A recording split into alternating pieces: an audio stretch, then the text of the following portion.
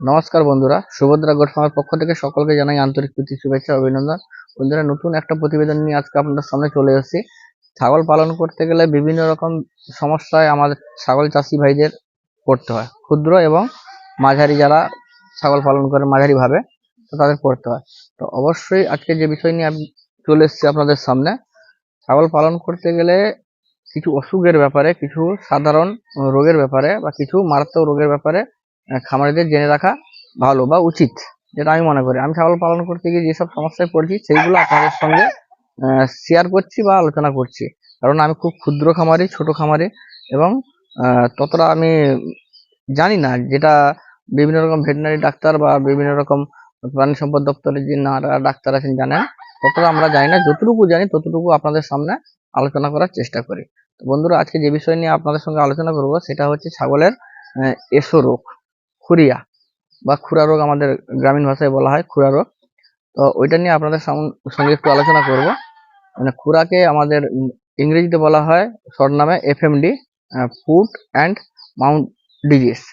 Foot and mouth disease বলা হয়, এর কারণ হচ্ছে এই রোগটি ছাগলের মুখে এবং পায়ে এর প্রভাবটা বেশি বা আক্রান্ত হয়, তার জন্য একে ফুট অ্যান্ড মাউথ ডিজিজ বলা হয়। তো এফএমডি রোগটি হচ্ছে খুব সাংঘাতিক মারাত্মক রোগ, খুব সংক্রামক এবং ছোঁয়াচে। কারণ এফএমডি হলে ছাগলগুলা হয়তো সুস্থ হয়ে ওঠে ঠিক ট্রিটমেন্ট পেলে বা চিকিৎসা পেলে, কিন্তু ছাগলের যে শরীরের যে ইয়েটা, মানে ওই দুর্বলতাটা বা তার যে শরীরটা রিকভারি পুরোনায় হয় না বা সবল হয় না, ওই দুর্বল ভাবটা থেকে যায়। তো আপনাদের বলবো যে কিভাবে এই রোগটি আসে। এর কিছুগুলা সাব টাইপ মানে ভাইরাস আছে এবং কিছু মূল ভাইরাস আছে। ভ্যাকসিন দেওয়ার পরও সাব টাইপ ভাইরাসগুলোর জন্য ছাগলটি কিন্তু এই রোগে আক্রান্ত হয়। তো এই রোগের বিভিন্ন রকম লক্ষণ থাকে।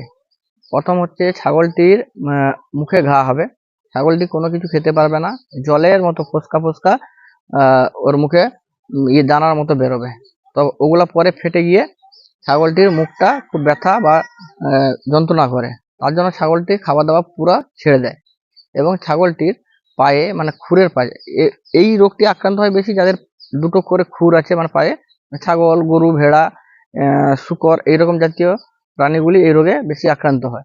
তো এরা কিন্তু এই পায়ে এবং মুখে হওয়ার জন্য, মুখে তো কিছু খেতে পারে না মুখে ব্যথাটা হওয়ার জন্য, এবং পায়ে ব্যথা হওয়ার জন্য ওরা কিন্তু খুঁড়িয়ে খুঁড়িয়ে হাঁটে বা খুঁড়িয়ে খুঁড়িয়ে চলে। তো ওগুলাতে আবার মাছি বসে আবার ওখান থেকে পোকার সৃষ্টি হয়, তখন কিন্তু পা গুলা খুব যন্ত্রণা হয়। তো যন্ত্রণা হলে কিন্তু পা গুলা ছুড়াছুড়ি করে, তখন অনেক সময় খুরও আগলা হয়ে বেরিয়ে যায়। তো আবার অনেক দেখবেন, অনেক ছাগল আক্রান্ত হওয়ার পর যদি গর্ভ অবস্থায় থাকে বা গর্ভকালীন অবস্থায়, তাহলে কিন্তু ও বাচ্চা ফেলে দেয়, মানে ওর গর্ভপাত হয়ে যায়, অকাল গর্ভপাত। এবং ছাগলটি দেখবেন ওর কিন্তু প্রজনন ক্ষমতা অনেকটা কমে যাবে, এবং ও সুস্থ হয়ে যাওয়ার পরও খুব দেরি করে হিটে আসবে, কারণ ওর শরীরটা রিকভারি হচ্ছে না পুরো, তার জন্য ও দেরি করে হিটে আসবে। এবং বাচ্চা ছাগলগুলা এই রোগ হলে মৃত্যুর হারটা খুব বেশি। আর যেগুলো পাঁঠা ছাগল বা খাসি ছাগল আছে, ওগুলা খুব দুর্বল হয়ে পড়ে, ওরা রোদে হাঁপাতে থাকে এবং রোদ সহ্য করতে পারে না সুস্থ হয়ে যাবার পরে। তো আপনারা এই রোগের চিকিৎসা কিভাবে করবেন বা এর সেবা শুশ্রূষা কিভাবে করবেন, তো এর চিকিৎসা বা সেবা শুশ্রূষা করতে গেলে প্রথমে আপনাকে কোনো ভালো ডাক্তারের সঙ্গে যোগাযোগ রাখতে হবে। যেভাবে উনি বলবেন সেইভাবে আপনারা ট্রিটমেন্ট করবেন। তবু সাধারণভাবে আমি যতটুকু জানি ততটুকু আপনাদের বলে দিচ্ছি যে কিভাবে আপনারা ওর ট্রিটমেন্টটা করবেন। প্রথমে ওর মুখটা পটাশিয়াম জল দিয়ে বা ফিটকিরি জল দিয়ে ভালোভাবে ধুয়ে দেবেন সারাদিনে 2-3 বার। প্রয়োজনে গ্লিসারিন আর বোরিক অ্যাসিড ওর মুখে লাগাবেন। এবং মধু মধু যদি পারেন, অরিজিনাল মধু যদি মুখে লাগান, তাহলে কিন্তু ওর মুখের ঘাটা খুব তাড়াতাড়ি শুকিয়ে যাবে। এবং ওর পাটা পটাশিয়াম জল দিয়ে, ফিটকিরি জল দিয়ে ভালোভাবে ধুয়ে দেবেন। দিলে দেখবেন পাটাও অনেকটা শুকিয়ে যাবে। তো একটা জিনিস খেয়াল রাখবেন, ওই পাতে বা মুখে কোনোভাবে যেন মাছি না বসে, কারণ মাছি বসে ওইখানে একটা ডিম পারবে, ওই ডিম থেকে ওই পোকা সৃষ্টি হবে। পোকা হলে কিন্তু ছাগলটি আরো খুব খারাপ কন্ডিশনের দিকে যাবে।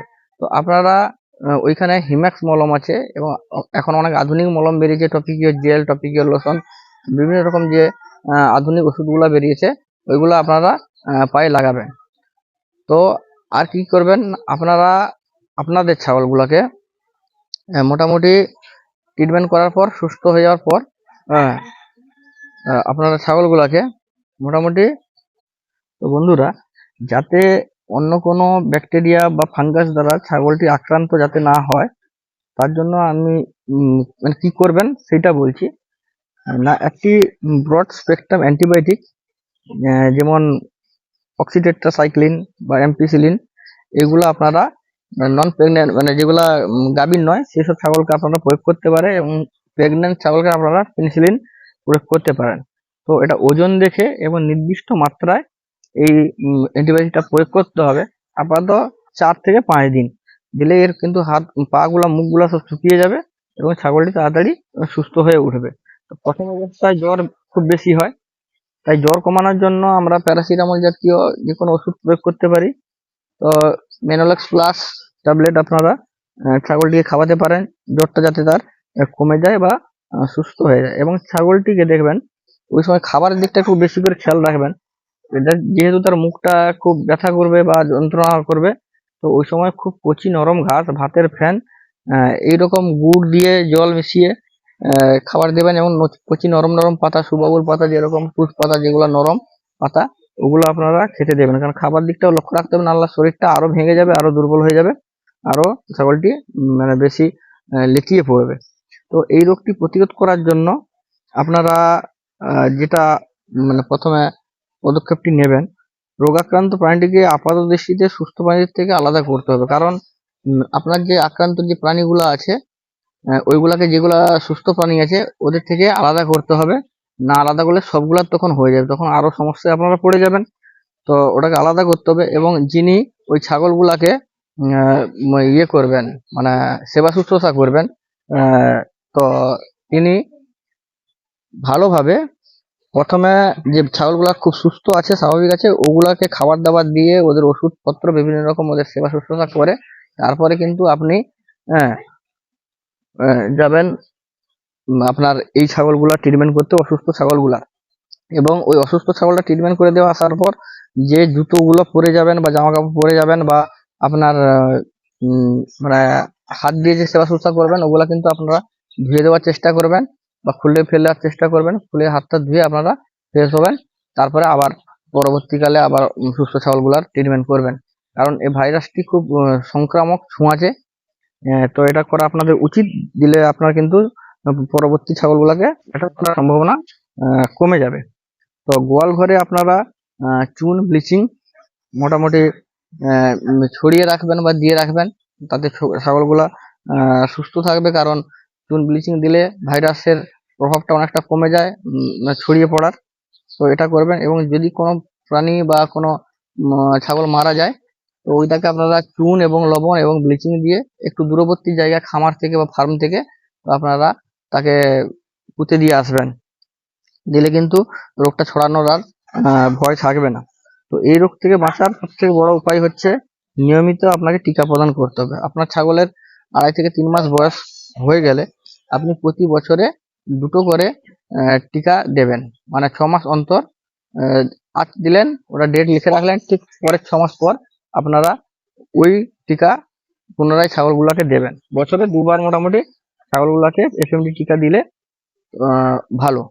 তো অবশ্যই আপনারা ছাগলগুলাকে সুস্থ করার চেষ্টা করবেন এবং ভালো রাখবেন। তো আমি যতটা জানি বা যতটা আমার অভিজ্ঞতা ততটা আপনাদের সঙ্গে শেয়ার করলাম। তো বন্ধুরা, সুভদ্রা গোস্বামীর পক্ষ থেকে সকলকে আন্তরিক প্রীতি, শুভেচ্ছা, অভিনন্দন। বন্ধুরা, চ্যানেলটি ভালো লাগলে, ভিডিওগুলো ভালো লাগলে লাইক, সাবস্ক্রাইব এবং কমেন্ট করবেন। ধন্যবাদ।